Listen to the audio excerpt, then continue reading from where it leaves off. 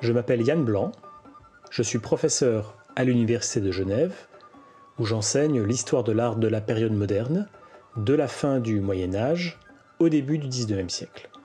Et c'est à ce titre que j'ai eu l'occasion d'écrire un livre intitulé « L'art dans les anciens Pays-Bas de Van Eyck à Bruegel », qui paraîtra prochainement aux éditions Citadel et Masno.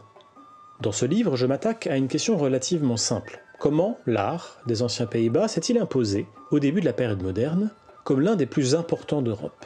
Pour répondre à cette question, et si l'on veut demeurer fidèle et précis dans les analyses des discours comme des œuvres, il convient d'abord de prendre ses distances avec certaines réponses, habituelles, mais aussi paresseuses. D'abord, cette affirmation de l'art des anciens Pays-Bas sur la scène artistique européenne n'est pas une renaissance. Ce n'est que dans un second temps, en lien avec l'art italien, et selon des modalités tout à fait différentes, que les artistes néerlandais s'intéressent finalement à l'héritage gréco-romain. Ensuite, cette émergence de l'art des anciens Pays-Bas n'est pas un art nouveau, un ars nova, selon l'explication jadis donnée par Erwin Panofsky et ses suiveurs paresseux. Rien n'est absolument neuf, en réalité, dans les formes ou les techniques du XVe siècle néerlandais, qui pour une large part ne font qu'achever, ou transformer, ou couronner des pratiques, des esthétiques qui prévalaient déjà dès le milieu du XIVe siècle. En réalité, j'essaie de souligner dans mon livre que l'art des anciens Pays-Bas s'est d'emblée inscrit dans ce que l'on pourrait appeler une perspective moderniste, voire présentiste, où la revivification d'un passé glorieux est finalement moins importante, dans un premier temps tout du moins, que l'exploration du temps et du monde présent, contemporain, et dans toutes ses dimensions. C'est l'hypothèse forte que j'essaie de défendre dans cet ouvrage.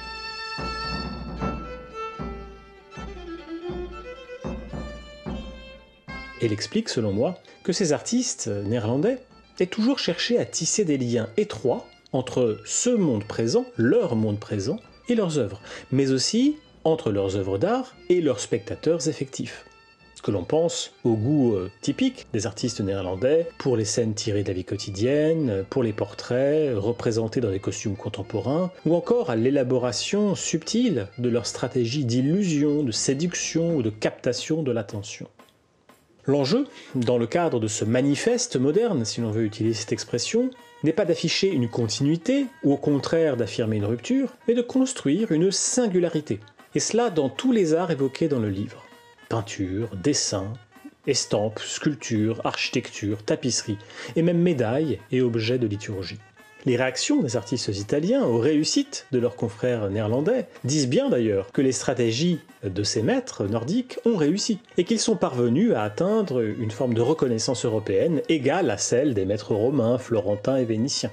Je pense notamment aux pages pleines d'acrimonie de Michel-Ange ou de Giorgio Vasari, que j'analyse longuement dans le livre.